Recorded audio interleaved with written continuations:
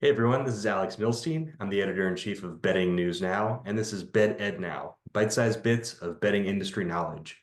Today, my guest is Michael Wipfler.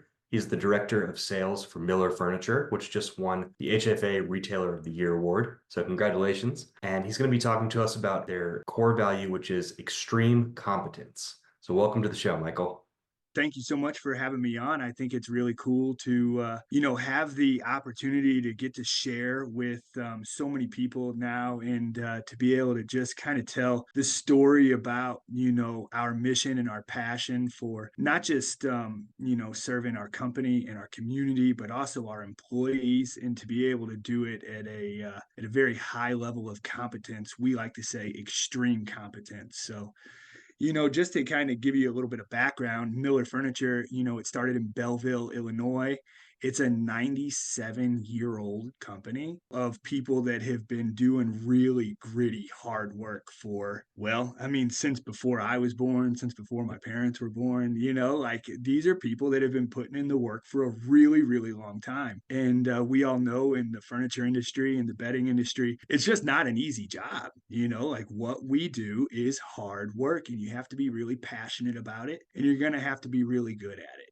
So 97 years later, fast forward 90 years, 2017, we open our second location from Belleville, Illinois to Lake St. Louis, Missouri. That's whenever I stepped into the picture.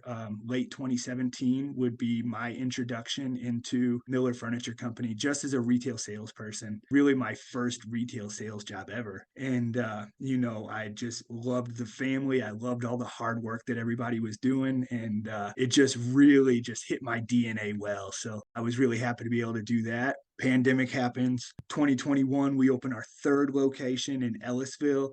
And then just recently in 2023, last year, we opened our newest location in Fairview Heights, Illinois, which is really our distribution center. It's the largest mattress store in the St. Louis area. And it's just this humongous building full of very high quality goods. And, it's been one thing that we have worked really hard for over the past 6 months. And now we just have this beautiful store with a really well organized warehouse, a fantastic service department. And it's just finally really all coming together. So, it was being good. But, through that explosive growth, to go from one location to four locations in 5 years, like that's a lot of growing. Yeah. So halfway along the way, we had to kind of stop and figure out like, hey, what is all these good things that's going on?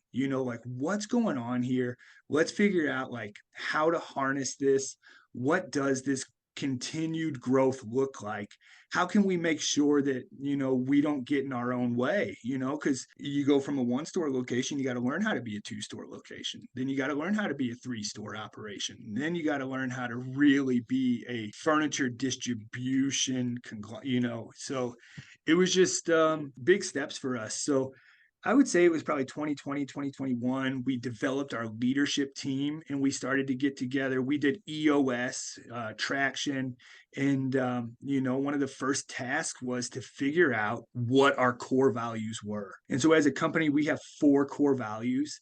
And they're all pretty simple. And I think what's great about our core values is we weren't deciding who we wanted to be, we were identifying who we were. And I think whenever you're good people, you're confident people, and your overall mission is to just do the right thing, you're not really looking to figure out how to change yourself. You're just really figuring out what are your strengths, what is it you do well, and how can you make sure that you compound those and you lean into those. So our core values are others before self, and you have to practice that inside and outside of the building. So that means putting your teammate before yourself. That means putting your customer before yourself. Honesty in all things. And boy, that one comes all the way down to it. I mean, you really have to make sure that you are always, always, always practicing extreme levels of honesty. Like that is incredibly important. Extreme competence, which is what we're here to talk about today. And if I say it, I do it, which is like our version of walking the walk. But extreme competence is one of them that I thought it's almost unmeasurable. right? There is no we made it. There's always a little bit more. Like you can always say, like, am I extremely competent? And sometimes you have to say, well, just because I was extremely competent last year doesn't mean I'm extremely competent today. It's something that you're always chasing, you're always trying to achieve. And so we practice that not just in sales, but our entire company. Our entire company is trying to figure out how can we do every little thing just a little bit better. Just recently we were in a meeting and we were trying to figure out how can we get our first time delivery success rate from 97% to 98%. How can we have it so that if there is an issue on delivery, instead of our service department calling the customer within 24 hours, we're calling them within 5 minutes, right? Like these are high levels of competence. To be able to deliver at that level is something that we strive for.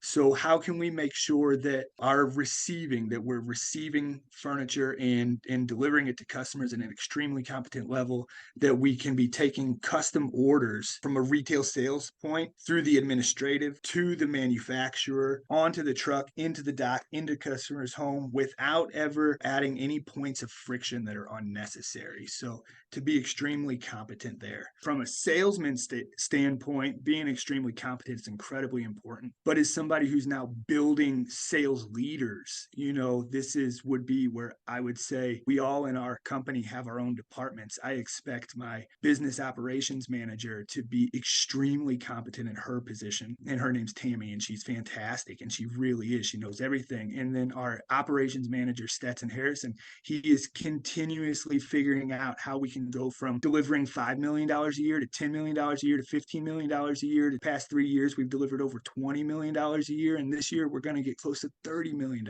Keeping up with growth like that is very, very difficult. So I expect him to be extremely competent. Mark Miller, the owner of our company, is probably one of the best advertisers I've ever met. He is incredibly competent whenever it comes to advertising.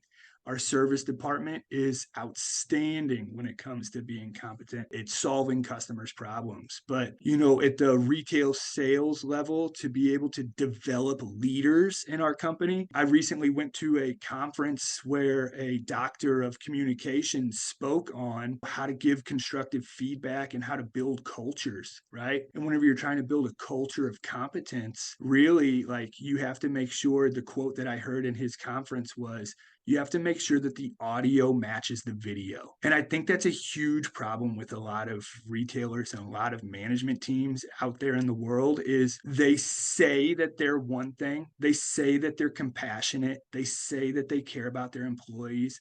They say that they're all like a big family, but then the video just speaks bottom line, and it's just not really relationship. It's not really culture. You have to make sure that at a very competent level that you are honestly waking up and going to sleep trying to figure out how to take retail salespeople at an entry level position, commission only, and show them that they can build a career for themselves by becoming competent sales professionals. We got to make sure that that doesn't get lost with the online world that we live in, right?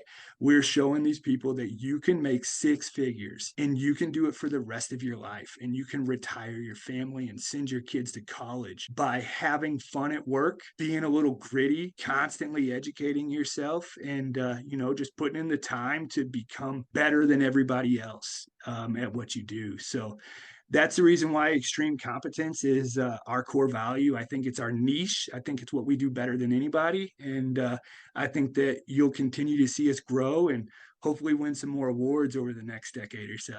Yeah, I hope you guys do. It sounds like you're on the right track for sure. So I wanted to kind of point out, I think it's interesting, the connection between salespeople who traditionally, in a negative light, have been looked at as incompetent. Mm, And mm, to instill this competence in people gives them confidence, which helps them sell more and helps them actually make a living out of it. Like you're saying, you can make six figures off of this, which I think is a really important part of what this industry is attempting to do, but it's happening at a slow pace, which is redefine the role of a salesperson, of an RSA, to be a serious career and not mm-hmm. just a, summer job or a job that you get while you're looking for another job. It really is something much more. And it sounds like, Miller Furniture is really treating their employees more like partners and not just like numbers. Yeah, yeah, I really like that. And I think you're 100% right. I think any sort of company that would treat an RSA as incompetent, they're definitely going to miss out on a lot of opportunity for super strong employees. I always say that it's my job as the manager to deliver a message 1,000 times. And if I stop at 900 and you don't get it, it's actually on me.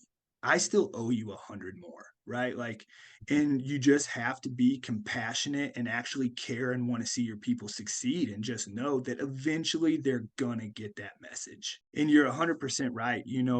When I started here in 2017, at that time, I think we had 8 salespeople. Today we have 27. We are growing, and of those 27 right now, 2 of them are on a cruise. One of them's getting ready for a trip to Italy. We have people that are building fantastic lives, and we're doing it because of our message of extreme competence. Awesome. So I know there's no one recipe for success, but what advice would you give to retailers right now in terms of becoming competent, instilling competence in their employees, anything like that in general? Yeah, well, I recently heard somebody say that if you want to know if you're successful in your industry, you should ask yourself if you would be able to hang it up right now and come back as a consultant. If you weren't able to stop competing and start consulting, then you probably don't know enough about your industry. So that would be one thought-provoking paradigm shift that I think is great. But the other would be just make sure that everybody's having fun. Be the boss that gets there first, that stays late, that does the hardest job, and that smiles the whole time. Be the guy that says, like, when somebody makes just an epic mistake that costs the company money, just let them know, look, it's going to be okay. I've made these mistakes before too. We're going to figure this out and we're going to be successful, and just let people know that, you're going to stand behind them. Cause I always say, I need you for a decade, not for a day. Right. Mhm. So I don't want people to burn out on me and give me like one really rough day. And then, like, I'm in it for the long haul. Like, we're looking for people that are going to stay with us for a really long time. Yeah, yeah. Sounds like a very smart move, and it looks Hmm. like it's paying off. Yeah. Thank you. So, all right, great. Well, that's all I had for today. I really appreciate you taking the time, Michael. All right. Thanks so much, Alex.